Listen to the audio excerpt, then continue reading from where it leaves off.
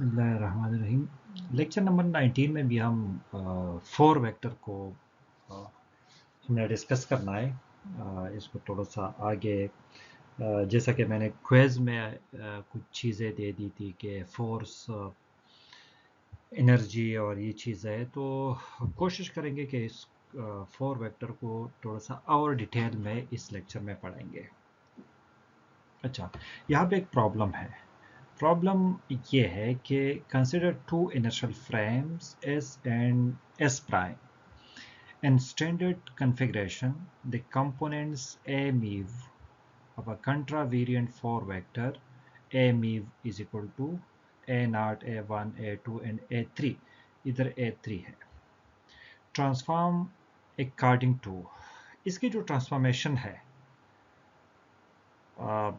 ए मीव ए prime मीव, मतलब S के जो कोऑर्डिनेट है, कंपोनेंट्स है, वो एस प्राइम में जो ट्रांसफॉर्मेशन है वो इसी तरीके से है। A prime naught which is equal to gamma of V, मतलब gamma is a function of V, A naught minus V A one divided by C, A1 prime which is equal to gamma of V A1 minus V A naught divided by C, A2 prime which is equal to A2 and A3 prime which is equal to A3।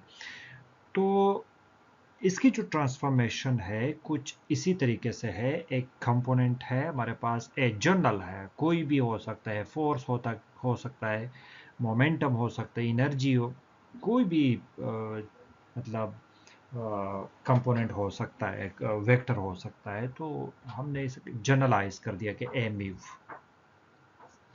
तो further इसको अगर matrix form में हम लिखने की कोशिश करें, matrix form में इसको रिप्रेजेंट इस तरह किया जाएगा।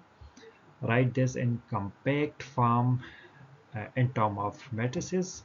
तो ये जो टर्म्स है, कंपोनेंट्स है, this represents the components of S prime, and these components are the represents the components of in S frame।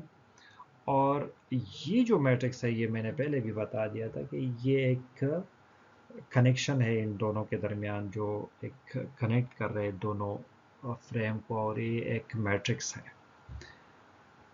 अच्छा, अब इन मैट्रिक्स को अगर दोबारा हम मल्टीप्लाई कर दें, जो पिछले हमने 4 इक्वेशन लिखे थे वही 4 इक्वेशन ही आएंगे, और ये एक सिंगल डायमेंशन में हम इसको इस तरह रिप्रेजेंट कर सकते हैं। कंपेयर में अगर हम इसको लिखना चाहे तो A prime mu which is equal to delta mu nu A nu, तो इसको इस तरीके से लिख सकते हैं।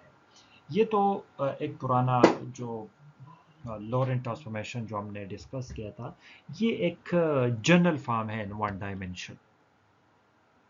अच्छा, अब एक और क्वेश्चन है, find the contraction of the following.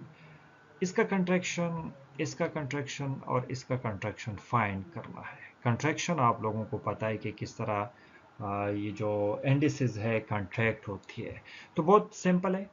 First अगर आप कंसिडर कर ले तो इसकी जो कंट्रैक्शन होगी, न्यू न्यू के साथ कंट्रैक्ट हो जाएगा, ये ख़त्म हो जाएगा, समेशन ऑलरेडी ख़त्म हो जाएगा, तो पी पी रह जाएगा। और पी पी का मतलब मोमेंटम और मोमेंटम। और मोमेंटम आपके पास अगर नॉन है, एम सी है, तो एम सी हम इसको लिख सकते हैं, वी भी लिख सकते हैं, एम वी, लेकिन यहाँ पे सी है। अगर इसको हम एम स्क्वायर सी स्क्वायर, लेकिन एम स्क्वायर वी स्क्वायर भी लिख सकते हैं, कोई हर्ज नहीं है। फर्दर इसको अगर कंट्रैक्ट करना है तो म्यू म्यू कैंसल आउट हो जाएगा, आपके पास डेल्टा एक्स, तो डेल्टा एक्स स्क्वायर। ये तो बिल्कुल इतनी बड़ी बात है ही नहीं।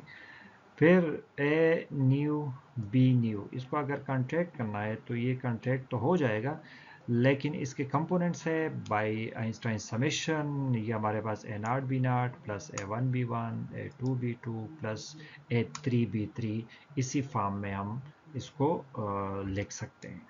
तो ये तो बहुत सिंपल है।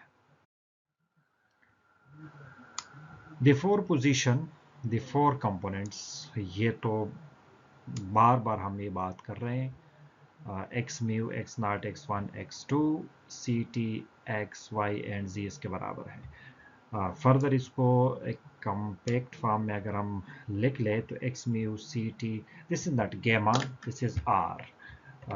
ये गैमा नहीं है, ये आर है। अगर इस पे हम वेक्टर लिख दे तो ये आर पोजीशन वेक्टर है।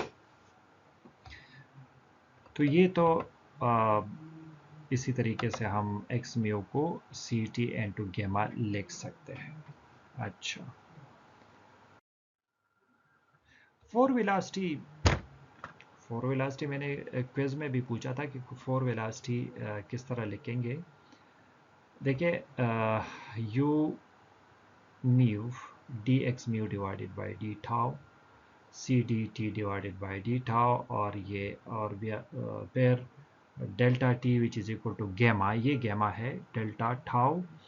इसमें पुट करेंगे तो ये आप निकाल सकते हैं U mu C gamma, gamma V X, gamma V Y, gamma V G, और फर्दर आप इसको you not, U1 U2 U3।